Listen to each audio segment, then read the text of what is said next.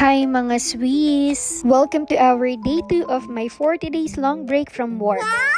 So ayun, tinamad ang first one today. Plano ko sana magpa-nails and magpa-thread kaso inumaga na ako ng tulog kaya hapon na rin yung gising ko. Kaya ending, dito na lang ako nagpalinis ng kuko sa kapitbahay namin. Tapos bigla din nga palang nag-ayang magsimba yung mag-ate ko. Medyo late na rin kami nakarating and grabe, sobrang daming tao. Since late na nga din kami nakadating kaya sa labas na lang kami nakinig ng misa. After nga pala ng mass, pinabless namin yung nabili naming palaspas kay Father. And then ayan, marami din parang nag-aabang kay Father sa labas para ipabless yung mga gagamitin nila sa pagpe-penitensya nila kinabukasan. Pagkatapos pala naming magsimba, pumunta naman kami ng palengke. Naghahanap kami ng hairpin ni Ate Kelly na gagamitin niya sa kanyang recognition day tomorrow. Naglakad nga lang pala kami dyan kasi walking distance lang yung simbahan papuntang palengke. Tapos tignan niyo naman si yung nakita namin si Mama Les. Di na rin pala kami ganong nagtagal kay Mama Les. Tapos dumiretso na kami ng Welgo para bilhin na namin yung mga kailangan namin para kinabukasan.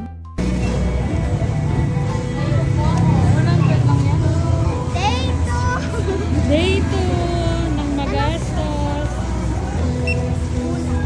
Magkano? Paano mo na alam?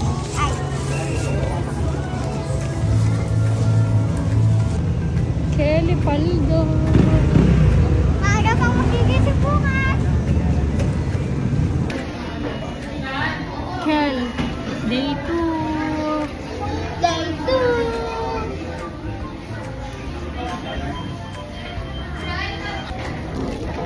Anong ginawa mo ngayon? Simba. Main sa McDo. Kumain? Kakain pala? Kakain sa McDo. And ayan na nga mga Swiss, nasa McDo na kami dyan. Kaya naman pala gusto nilang umalis kasama ako. Magpapalibre lang pala sila ng merienda. Sina Mala, Pialdoldo, Danuko. Pero honestly mga Swiss, sobrang na-enjoy ko yung ganitong banding naming mag-iina. Kasi usually, para-pareho kaming busy mga Swiss. Parang lagi kami nagmamadali at laging on the run. Yung tipong para kaming naghahabol ng oras sa daming iniisip at dapat gawin. Kaya naman sobrang na-appreciate ko yung ganitong moments naming mag-iina. And I am really thankful kasi yung mga anak ko sobrang daldal.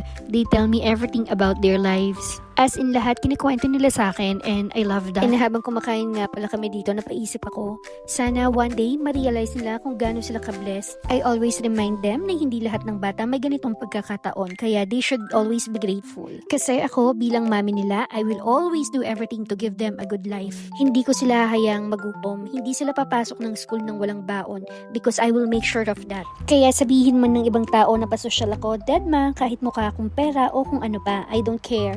Because for me, having money means I can give my kids the life that they deserve and that's all that matters. Uy, baka akala nyo may pinaparinggan ako ha, nagkakwento lang ako mga Swiss. Potangkay kanyan na kayong ka-issue bala. Pero ayun na nga mga Swiss, sana one day mapanood to ng mga anak ko kapag tumanda na sila at masabi nilang kahit si mami lang mag-isa, kinaya niya na i-provide lahat ng kailangan namin. At masabi din nila na kahit gaano pa kabisi si mami sa work at sa mga sideline niya, she makes time for us. And most importantly, she's been there through ups and downs. And if napapanood nyo tong video na to mga Swiss, baka sign na to para i-date mo din yung mga anak mo. Kasi sobrang bilis lang ng panahon, tingnan nyo. In few years from now, high school na yan and college, and magiging sobrang busy na din nila sa sarili nilang buhay. Kaya ayan mga Swiss, habang bata pa sila, pagbigyan natin sila sa mga gusto nila at makipag-banding tayo sa kanila. Sulitin lang natin yung ganitong moments mga Swiss, and ayun lang naman ang ganap natin for today's video. Thank you for watching. Bye!